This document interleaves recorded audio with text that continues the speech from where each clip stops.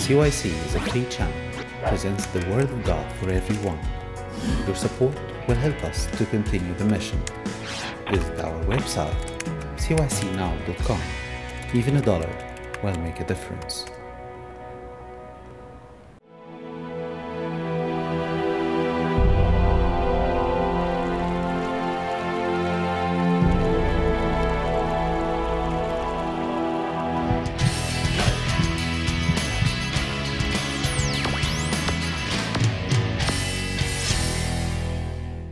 Hello, and welcome back to our second season of CYC MD.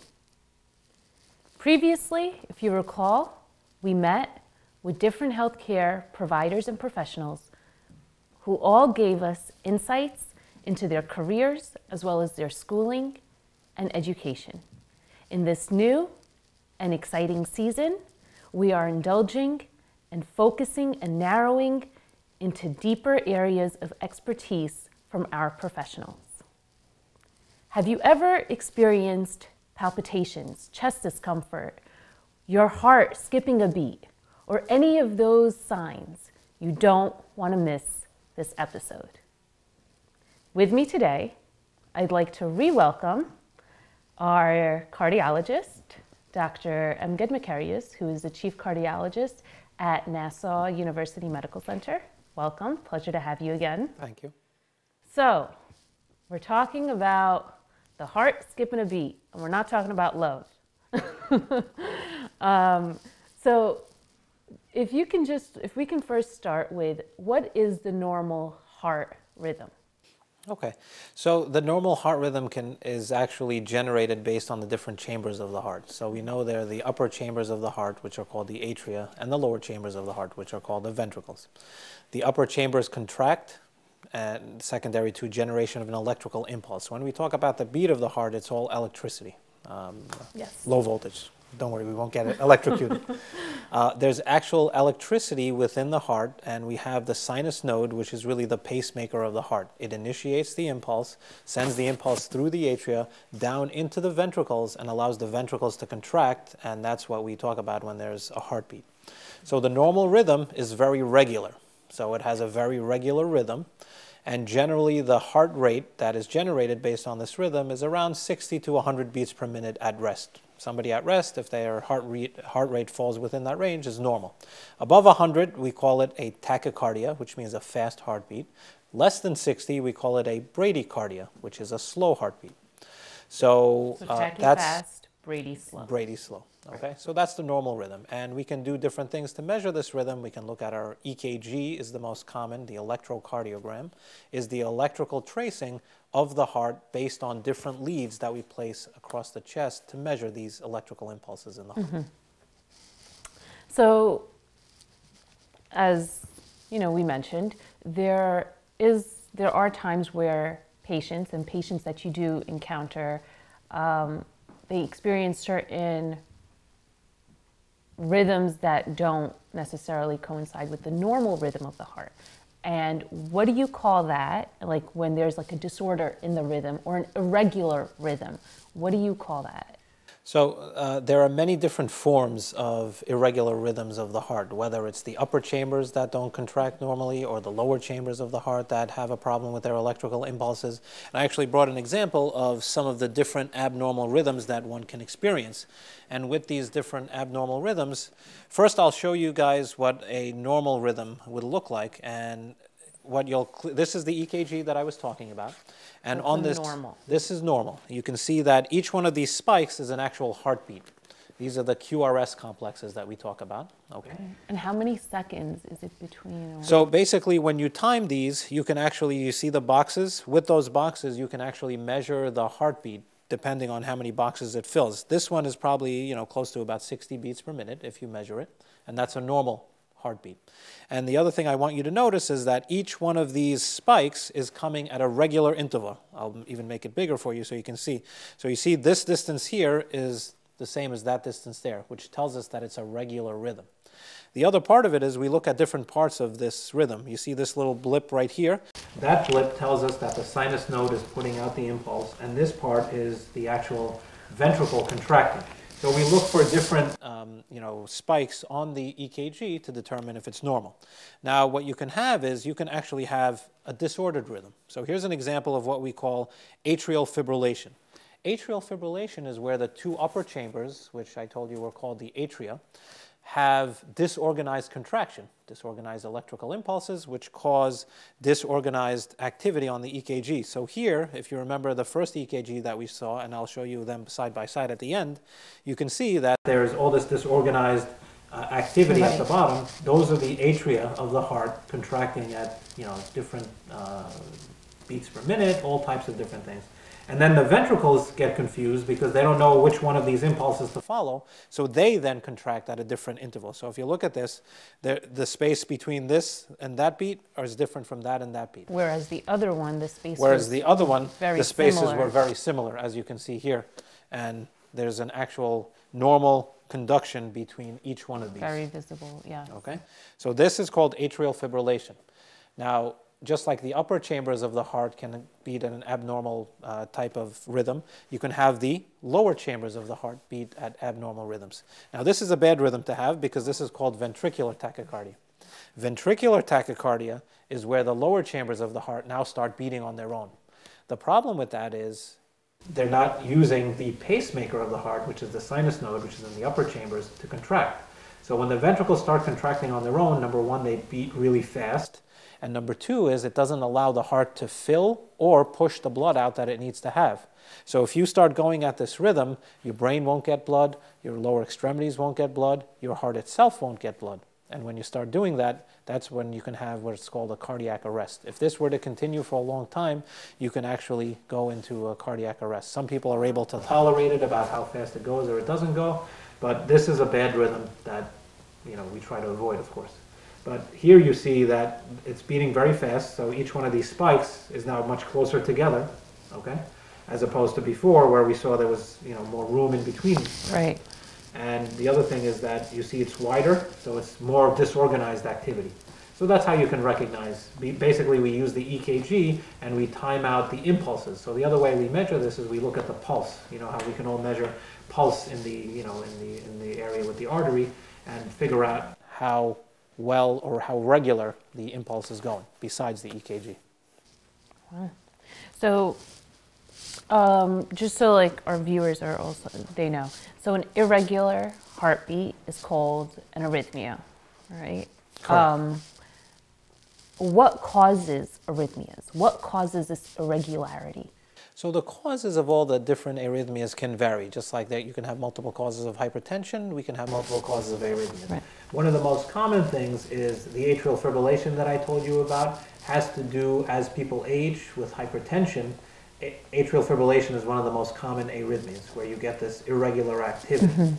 And other causes are, some people are actually born with primary arrhythmias, so they can have defects in the conduction system of the heart which can predispose them to arrhythmias. So some people, for example, have what we call bypass tracts. Bypass tracts are different electrical bundles in the heart which are not usually there that can lead to these arrhythmias. Other common causes in middle-aged people would be things like high blood pressure. High blood pressure itself, as we mentioned, can damage the heart muscle. And when you damage the heart muscle, you thereby can damage the conduction system of the heart itself. And you can either get fast arrhythmias, which are called tachyarrhythmias, or slow arrhythmias, which we said are called bradyarrhythmias. If there's damage to the heart muscle, you might not get the normal conduction, so the heart rate is actually slow, as opposed to being fast. So, as far as signs and symptoms, how, I know it's probably maybe you get like maybe chest discomfort, but what are other signs, or you feel that, your heart is skipping a beat, or you feel there is some irregularity, but what are other some maybe noticeable signs, symptoms that can be red flags for patients that, of arrhythmias? Mm-hmm. So a lot of people are very attuned to the actual regularity of their heartbeat. When that heartbeat becomes irregular, that's where most people recognize it. And the other part where it's commonly recognized is when the heartbeat goes fast. So a lot of people will talk about a fluttering in their chest besides just skipping a beat. Palpitations, they'll describe it at. Some people will actually feel when the heartbeat is going really fast, they'll feel their chest, basically going, with those palpitations. The other thing that can cause is because of the mechanics of how the heart needs to fill and empty with the blood, if the heart is beating really fast, they can feel dizzy, they can feel lightheaded, and they can even pass out if their heart rate gets to such a point where now they're not sending enough blood because of the fast heartbeat to the brain. So all these are warning signs. Other people will just feel a pain in their chest, like a chest pain. And that's why whenever somebody comes in with chest pain, not only are we looking for blockages in the arteries of the heart, but we also do the EKG to look for these arrhythmias that we're talking about. So all these can be symptoms of, some people even feel it in their neck or their jaw. They might feel the actual sensation of this fast heartbeat in the blood vessels in their neck. So all of these are different things that can manifest the arrhythmia. So if you were to have a patient that were to come to you and tell you of these signs and symptoms, what would be the first thing that you would want to do? So the first thing we do is measure their pulse, because that's the first part of the physical exam. We check their blood pressure. We'd measure their pulse, like I said, measuring in the radial artery, over here in right in the wrist area. And that will give us an idea for the regularity of the actual heart. And the other thing that we do is we time it, so we can figure out the heart rate. Usually you can measure the amount of beating that takes place within a minute, or you can do it within 15 seconds and multiply by 4, or 30 seconds and multiply by 2, and that'll give you your heart rate. It's always a good rule of thumb to be able to do that, because if you go to the gym and you exercise, when I tell you you need to bring your heart rate up, that's a good way to measure it, is you can actually measure your own heart rate by doing it that way. Okay?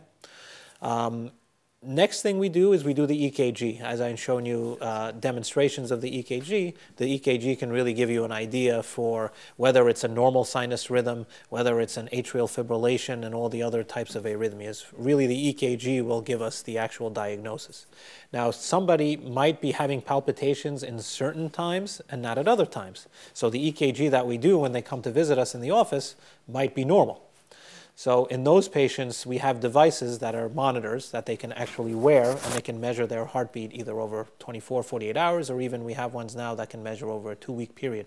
They wear it, they can even shower with it and do things of that sort. And then we get it. It's really a fancy hard drive that measures your heartbeat. It then gets sent back. It's uploaded, and then we can go and really look at their heartbeat over that whole period of time and determine whether or not they've had an arrhythmia. Whenever we give them these monitors, we also tell them to keep a diary, because it's always important to correlate the symptoms with the abnormal heartbeat. Yeah. The time and when they have it. You mentioned actually about exercise and people going to the gym. And one question that just came to me is, would people who play sports or athletes, for instance, be at a higher risk to develop arrhythmias due to their, I guess, high endurance and tolerance for exercise, that they're constantly exerting themselves? Would that have an effect on athletes in general, or people who constantly play sports or active? Right. So this has been a question that's actually been debated for a long time, and they've actually done studies to look at this. As we know, when we exercise, the body releases certain hormones within the bloodstream. Catecholamines, they raise your heart rate, they raise your blood pressure, and that's good because we need that. We talk about the response when you start to exercise. So that's actually a good thing. And of course, there are positive effects to all of that. When you exercise, every other, recommendation I'll tell you is to, live an active lifestyle, exercise, do a half an hour, each day, get your heart rate up, and all of those. So there are many, many positive effects that go along with that. However, they have done studies in, for example, endurance runners or endurance marathoners, or, they talk about all these, swimming, endurance swimmers. Anything that involves a lot of endurance will raise your heart rate. And we know that a heart rate that starts at a higher level can predispose you with all these other hormones that occur in the blood to arrhythmias. So they've looked at people who are the really, strict endurance, even some of the Olympians that, we just had the Olympics recently that do a lot of this heavy duty training. And they found that you do have a slightly increased risk of developing arrhythmias if you are, some of these endurance athletes. But these are people who are the really high level endurance people that spend basically all their life training and doing that. What they found in those people is that they are more at risk. However, that's not going to stop us from recommending that people exercise, and it's important to keep that in mind, because there are many more positive effects to the exercise, whether it be heart disease, high blood pressure, obesity, diabetes, all the bad things that we talk about, than there is of developing a risk of developing an arrhythmia. And again, a lot of these studies that looked at this, the only time when they really found a major effect of developing the arrhythmia was in these endurance athletes who really train, and that's really all they do is train. As far as caffeine goes, changing gears a little, would you say caffeine, or maybe even people say like drinking coffee, anything caffeinated, would you say that increases your heartbeat and gives you those like palpitations in such cases? So definitely we know that caffeine, for similar effects as exercise, will actually raise your heartbeat and can cause some of these irregular beats. It can cause your body to skip beats and all of the type of effects that we can see. What I would say is, like, again, anything in moderation. If you're the type of person who usually drinks 1 cup of coffee a day and all of a sudden you're drinking 5 cups, then you are putting yourself more at risk for developing an arrhythmia. However, if you've always, your whole life, been drinking 1 or 2 cups a day, then that's not going to put you as much of a risk. However, one of the first questions we ask in somebody who comes in and says, I have palpitations, is, are you drinking a lot of caffeine? And a lot of people don't realize, but a lot of these energy drinks have tremendous amounts of caffeine in there. So there have been actually studies, and not only studies, but news reports that I'm sure people have heard, where, young kids will drink these, two or three of these Red Bulls or, whatever energy, those new drinks that are coming Jolt or whatever they call it, where they actually will then really have bad arrhythmias and actually pass out because, again, the heart rate goes into this abnormal rhythm where you're not able to sustain the blood supply to your brain, so you're going to pass out. So these can be really dangerous, and it's something that is freely available to a lot of people, but it's something to really keep in mind and watch out for. All these sodas and all of those types of things, or double, triple espresso that you can get at Starbucks, there's tremendous amounts of caffeine in these that can actually cause major effect on the heart with arrhythmias. So just caution before purchasing it, maybe like 3 times Caution a day. and moderation, just like everything else in life. Yep. Right. Thank you so much. We're going to stop for a short break, and we have much more to cover when we return.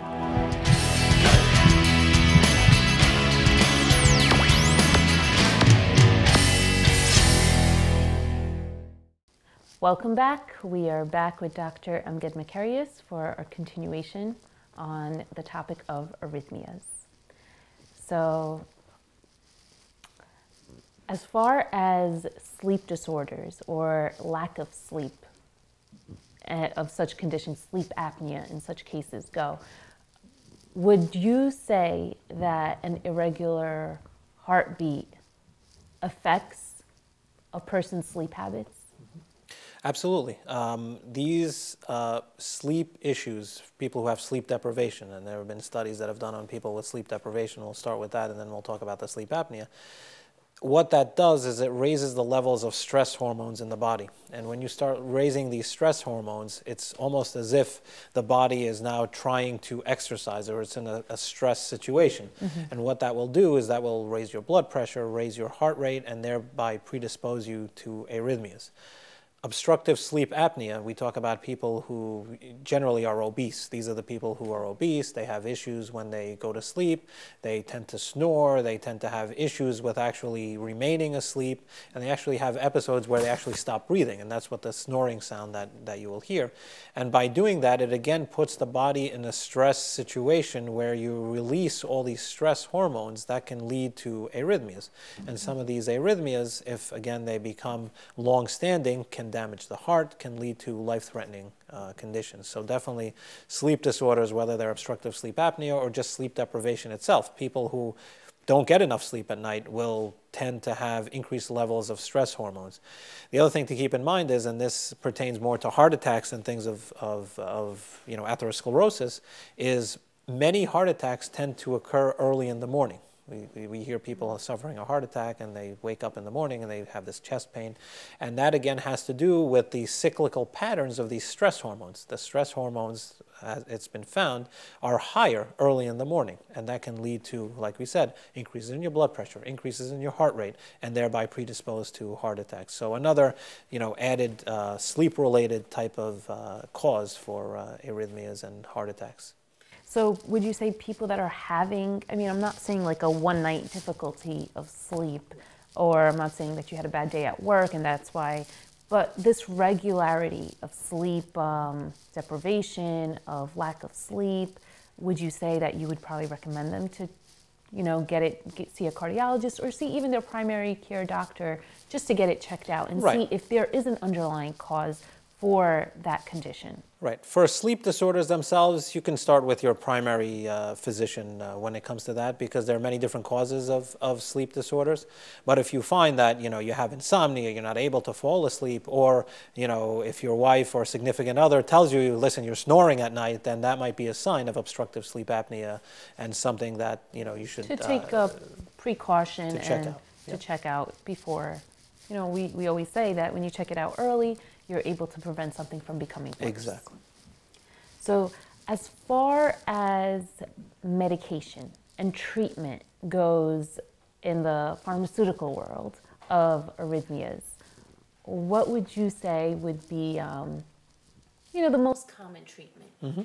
So generally we talk about the fast heart rhythms, okay? When the heart rhythm becomes fast, we get problems in terms of the perfusion throughout the body that we talked about. So the general classes of medications are actually similar. There's overlap with the blood pressure medications. So we talk about beta blocker medications. If all of you remember in the episode where we talked about blood pressure, we talked about them as well because they actually slow down the heart rate. So people who have fast arrhythmias, we can use beta blockers like atenolol to decrease their heart rate. The OL medications. Other medications that we use in this case are the calcium channel blockers. So calcium channel blockers also will work directly on the heart, on the receptors, the calcium channel receptors on the heart, to slow down the heart rate again. So these are, the general major classes. Then so these slow down the heart rate.